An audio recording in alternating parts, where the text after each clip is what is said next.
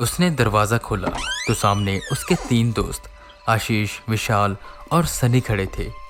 उसने उन्हें अंदर आने के लिए कहा। राहुल किचन में खाना बनाने के लिए जाने लगा, जिस पर आशीष उसके साथ साथ जाता है उसकी मदद करने के लिए। विशाल और सनी रूम में जाकर बैठ जाते हैं। आज राहुल का घर बिल्कुल खाली था। उसके मम्मी पापा उसके छोटे भाई राज को लेकर दिल्ली गए हुए थे और वो अगले दिन आने वाले थे, तो पूरी रात के लिए राहुल का घर बिल्कुल खाली था। तो उसने सोचा कि अपने दोस्तों को बुलाते हैं और नाइट आउट करते हैं। राहुल का घर ज़्यादा बड़ा नहीं था, बस एक बड़ा सा रूम था, छोटा सा हॉल और उसके साथ किचन, स्टेयर्स के नीचे ही बाथरूम था, बस। तो अब विशाल और सनी रूम में बैठे बस बातें कर रहे थे, जिसमें सनी विशाल से कहता है, विशाल मुझे यहाँ से ना बहुत नेगेटिव वाइब आ रही है, मुझे लगता है यहाँ कुछ ना कुछ तो है। ये बात सनी कह रहा था, जिसके साथ काफ़ी ज़्यादा पैरानॉर्मल इंसिडेंट हुए थे और वो इन चीज़ों को अच्छे से फील कर पाता था। रात के यहीं करीबन 8:30 हो रहे थे और खाना खाने का वक्त हो गया था। राहुल और आशीष खाना लेकर आते हैं। विशाल उनको बताता है कि सनी को यहाँ कुछ फील हो रहा है, जिस पर राहुल कहता है, चुप कर सनी, तू फालतू का डरा रहा है सबको। ये मेरा घर है और मुझे नहीं पता होगा कि मेरे घर में कोई चीज़ है या नहीं। सब ने सोचा और कहा कि बात तो सही है, पर सनी से चुप ना रहा गया और वो बोला, राहुल मेरी बात ध्यान से सुन, ये सिर्फ यहाँ रहने की बात नहीं होती। कई बार ये शक्तियाँ किसी वस्तु या किसी इंसान के साथ भी आ जाती हैं। हो सकता है कि ये हम में से किसी के साथ आ गई हों। ये सुन सब डर गए, पर राहुल नहीं, क्योंकि ये उसका घर था और वो काफ़ी समय से यहाँ पर रह रहा था। वो सबको कहता है कि सनी बस सबको डरा रहा है, तो इस पर ध्यान मत दो। खैर बात खत्म हुई, सब बैठकर खाना खा रहे थे। वो कमरा बिल्कुल सीढ़ियों के सामने था, मतलब उस कमरे से सीढ़ियाँ बिल्कुल साफ साफ दिखाई देती थी। तो राहुल और आशीष का मुंह सीढ़ियों की तरफ था, विशाल और सनी का मुंह दूसरी तरफ। तो यूं ही खाते खाते आशीष ने कुछ सीढ़ियों के पास देखा और वो चिल्लाते हुए बोला, भाई मुझे नहीं रहना यहाँ पर, मैं जा रहा हूँ। आशीष क्या हुआ तुझे? राहुल ने पूछा। तो वो सीढ़ियों की ओर इशारा करते हुए बोला, मैंने उन सीढ़ियों के पास एक औरत को बैठे हुए देखा। मुझे नहीं रुकना यहाँ, मैं बस जा रहा हूँ, मुझे छोड़ आओ तुम घर। सनी भी पलटा और उसे कुछ फील हुआ, पर वहाँ अब कुछ दिखाई नहीं दे रहा था। राहुल ने कहा, क्या आशीष, अब तू भी सनी के साथ मिल गया? आशीष ने खुद की सफाई नहीं दी और वो सब खाना खाने लगे। खाना खाने के बाद वो सोने की तैयारी करने लगे, पर सनी को अब ये चीज़ें बहुत ज़्यादा फील हो रही थी। वो नेगेटिविटी, वो पावर बहुत ही ज़्यादा स्ट्रॉन्ग थी और इस कदर स्ट्रॉन्ग थी कि उनके साथ कुछ भी हो सकता था। सनी से चुप न रहा गया और वो उन्हें अच्छे से समझाते हुए कहने लगा कि वो मजाक नहीं कर रहा है, सच में यहाँ कुछ न कुछ है। सनी कभी भी ऐसी चीज़ों में कोई मजाक नहीं करता था, ये बात राहुल भी जानता था, इसलिए अब राहुल डरने लगा। अब क्या करें? विशाल ने पूछा। सबसे पहले तो तुम सब डरो मत, और इससे बचने के लिए कुछ मिल जाए ना बस, जैसे पीर बाबा वाली राख, वो शिव के पास होगी। ऐसा करते हैं कि हम शिव के पास जाते हैं और उससे वो राख लेकर आते हैं। चलो जल्दी करो, हमें लेट नहीं करना। सनी ने कहा। शिव उनका एक म्यूचुअल फ्रेंड था जो राहुल के घर से बस थोड़ा दूर रहता था और वो सब पीर बाबा को मानते थे और उनके घर में वो राख ज़रूर होती थी।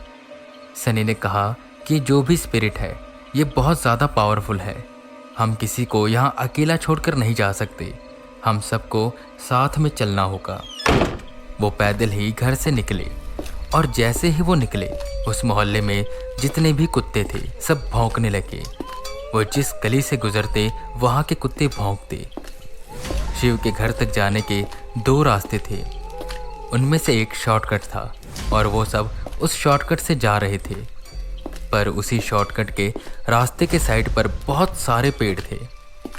सनी ने अपने फ़ोन में हनुमान चालीसा लगाई हुई थी और वो आगे बढ़ते जा रहे थे कि तब आशीष जोर से चिल्लाया, मेरी बात ध्यान से सुनो, कोई भी आसपास नहीं देखेगा, सीधा देखते रहो और चलते रहो। सब हैरान हुए।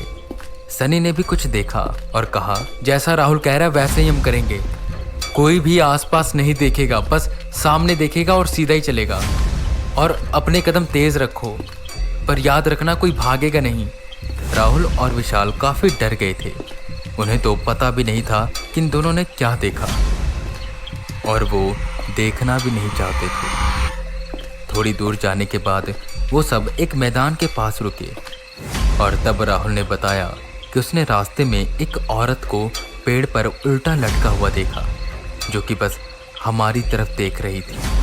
और सेम यही बात सनी ने भी बताई। इस वक्त तक उनका डर से बुरा हाल हो चुका था। वो जिस मैदान में खड़े थे, वहाँ जितने भी गायें थी, सांड थे, सब उठकर यहाँ वहाँ भागने लगे। शायद ये सब सिग्नल था कि जो भी उनके पीछे है वो कोई शक्तिशाली चीज़ है, जिससे हर कोई डर रहा है। वो सब शिव के घर पहुँचे। मेन सड़क से शिव के घर के बीच में एक कच्चा रास्ता था, जो कि बस 4-5 कदमों का था। विशाल, राहुल और आशीष मेन रोड पर खड़े थे। वहीं सनी शिव से राख ले रहा था। विशाल तभी सनी के पास गया और उसके पीछे खड़ा हो गया। कुछ वक्त बाद विशाल को ऐसा महसूस हुआ कि उसके ठीक पीछे कोई खड़ा है। विशाल को लगा ये शायद राहुल या आशीष होगा। वो एकदम से पलटा तो उसके ठीक पीछे कोई परछाई खड़ी थी, जो कि विशाल के पलटते ही बिल्कुल गायब हो गई। और विशाल ने उस परछाई को गायब होते हुए अपनी आंखों से देखा। ये बात उसने सनी को और उन दोनों को भी बताई, जिससे वो सब और ज़्यादा डर गए। पर अब उनके पास पीर बाबा की राख आ चुकी थी। अब उन्हें राहुल के घर वापस जाना था, पर वो अब उस शॉर्टकट से जा नहीं सकते थे। उन्होंने लंबा रास्ता चुना, और उसी रास्ते के बीच में विशाल का घर आता था। विशाल के घर के उस गली में एक कुत्ता था, ब्लैकी, जो कि बहुत ज़्यादा स्ट्रॉन्ग था और वो सब पर भौंकता था। पर जैसे ही वो चारों उस गली में आए, ब्लैकी उन सबको देखकर चुपचाप कार के पीछे छुप गया और बस उन्हें एकटक देखता रहा। वो किसी चीज़ से डर रहा था, पर किस चीज़ से ये किसी को नहीं पता था। तभी विशाल ने एक बात कही, तुम लोग मेरी बात सुनो। ऐसा करते हैं कि हम राहुल के घर जाते नहीं हैं, सब मेरे घर चलो। जिस पर आशीष कहता है, तेरे घर क्यों, सब मेरे घर चलते हैं। सनी ने उन्हें डांटते हुए कहा, तुम दोनों चुप करो। तुम्हें इतना नहीं पता कि रात के समय ऐसी बातें नहीं करी जाती कि मेरे घर चलो, मेरे साथ चलो। तुम्हें कितनी बार समझाया मैंने, अब बिल्कुल चुपचाप चलते रहो। विशाल और आशीष बिल्कुल चुप हो गए। वो सब राहुल के घर पहुंचे, और घर पहुंचते ही जल्दी से उन्होंने दरवाज़ा बंद किया। 10:30 हो चुके थे। बिना देरी किए सनी ने कहा, जिस किसी को भी वॉशरूम जाना है अभी चले जाओ, इसके बाद मैं जाने नहीं दूंगा। वॉशरूम स्टेयर्स के नीचे था, तो वहाँ जाने की किसी की हिम्मत नहीं हुई। वो सब रूम में चले गए, जहाँ सनी ने उस राख को मग में डाला, उसमें पानी भरा और उसके छींटे उसने पहले हॉल में मारे। फिर दरवाजे पर उसने बस हॉल में उस पानी से एक लाइन से खींच दी, ताकि वो जो भी है वो उनके पास ना आ सके। फिर सनी रूम में आया, जहाँ राहुल, विशाल और आशीष डरे हुए बैठे थे। रूम में आकर सनी ने पूरे रूम के कोनों में पानी गिराया और उस मग को दरवाजे के पास रख दिया और कहा कि यह दरवाज़ा बंद नहीं होगा। जिस पर सब डर गए, क्योंकि रूम से स्टेयर्स बिल्कुल साफ साफ दिखाई देती थी, और अगर वहाँ कोई भी हलचल होगी तो वो चारों उसे देख पाएंगे। पर सनी कहता है कि वहाँ अगर कोई भी हलचल होती है तो उसे देखना है, तभी वो सुरक्षित रह पाएंगे। उसने ठीक दरवाजे के सामने 2 मंजियाँ बिछाई, एक पर सनी और विशाल और दूसरे पर आशीष और राहुल लेट गए। तभी आशीष ने टीवी पर रखी एक स्टैचू को देखा, जो कि काफ़ी अजीब सी थी। उसने उसे उठाया और देखने लगा। वो एक लाफिंग बुद्धा की स्टैचू थी, पर बिल्कुल ट्रांसपेरेंट, और उसमें बुद्धा का मुंह वाइड ओपन था। वो काफ़ी क्रीपी लग रही थी। वो लाफिंग बुद्धा जैसी स्टैचू